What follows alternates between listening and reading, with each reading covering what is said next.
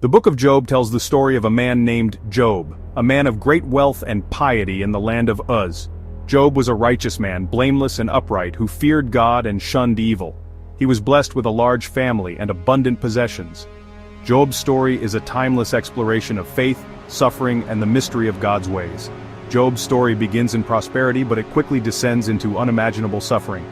His story is not merely a tale of one man's misfortune, it is an allegory for the human condition, a testament to the enduring power of faith in the face of adversity.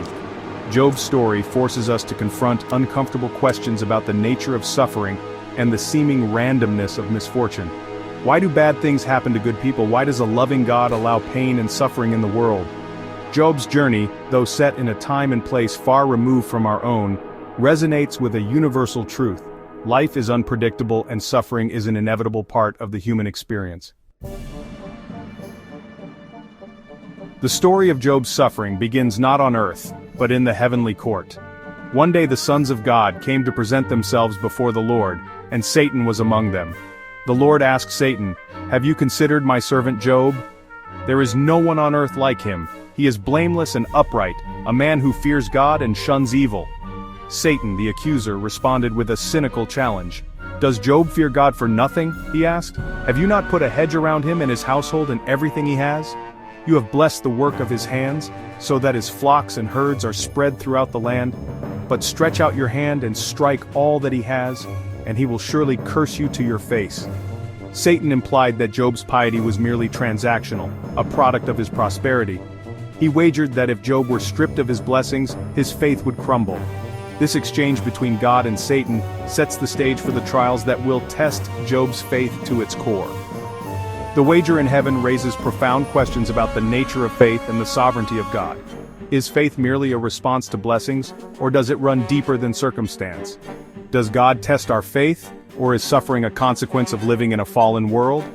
The scene in the heavenly court establishes a cosmic backdrop for Job's story, reminding us that there are spiritual forces at work beyond our understanding. It also introduces the character of Satan, not as a cartoonish villain with horns and a tail, but as a cunning and subtle tempter, a force that whispers doubt and incites rebellion. God, confident in Job's integrity, permitted Satan to test him, but with limitations. Satan was allowed to afflict Job's possessions and family, but not to harm him physically. In a single day, Job's world came crashing down around him. Messengers arrived in quick succession, each bearing news more devastating than the last. First, Job learned that his oxen and donkeys had been stolen and his servants killed by Sabean raiders. Then, fire from heaven consumed his sheep and the shepherds tending them.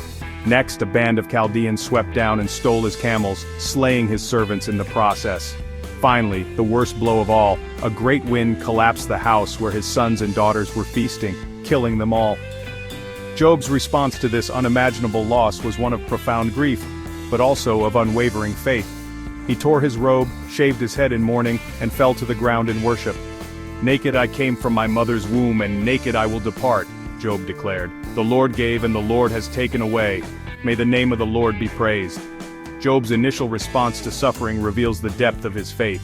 He did not curse God or turn away from him in anger. Instead, he acknowledged God's sovereignty and submitted to his will, even in the midst of unimaginable pain. This first trial stripped Job of his material wealth and his beloved children, leaving him utterly bereaved. Yet in his grief, Job clung to his faith, demonstrating that his piety was not merely a product of his prosperity, but a deep-seated conviction rooted in something far more profound.